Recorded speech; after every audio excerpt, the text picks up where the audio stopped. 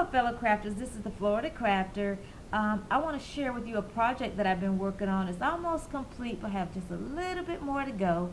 But before I get to that, I want to share with you this beautiful ring that my daughter and I found actually yesterday now because it's 3 o'clock here in Tallahassee. Look at that beautiful spider ring. Is that not beautiful? We found these over at Target. I hope you can really get the true effect of it because it is really beautiful. Now, on to the main business. As I said in a couple of my previous videos, you guys, you ladies, you YouTubers, you all have really inspired me. This is my 6th mini, and this one is almost complete. Have a few things to do to it yet, but I just want to go ahead and show it to you all because I was so excited. And I'm going to do like Angie over at Queen Bee's Creations. I'm going to toot my own horn. Toot, toot. And want to give props out to Drew over at Card of My Eye because this is a version of his paper bag mini. Okay, let's go ahead and get started. On the front, this is a tag, one of those Tim Holtz hanging sign tags that Tracy over at Made with Love Creations had made, and I bought off her Etsy store. And as I started to visualize this mini, I decided to take the sign apart, add some I Am Roses to the top, a cross charm that I picked up at Joann's, and these are some Martha Stewart halfback pearls here.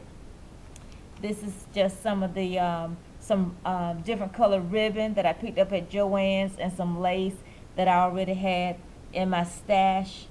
And I think this just turned out beautiful. Oh, and this doily, it was a circular doily that I already had, and I folded it over into I don't know what shape this is, but I just folded it a couple of times, put some tape behind it to hold it in place, and then glued it down.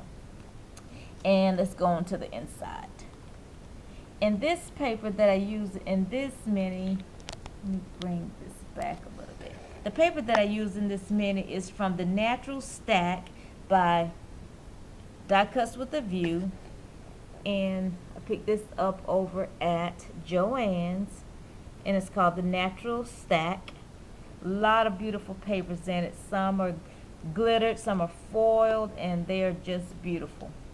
And as I said again, this paper bag mini, I got this tutorial from Drew over at Card of My Eye. And what I have here in one of the pockets is a little book that I put together, and I covered the tag with some papers that I got from Bridget over at Shoe Princess 1. Thanks, Bridget. And I just stamped it with the journaling stamp. It's a Prima flower with the Martha Stewart halfback pearl. More papers, more journaling spots. Same there. And I'm going to put some kind of binding on the edge of that. But in each pocket, it's going to have this type of a book in it. That's the part that I haven't completed yet. And here, this is one of the, the brown is a Prima rose, or Prima flower, I'm sorry. And this is one of the rosettes that I made myself.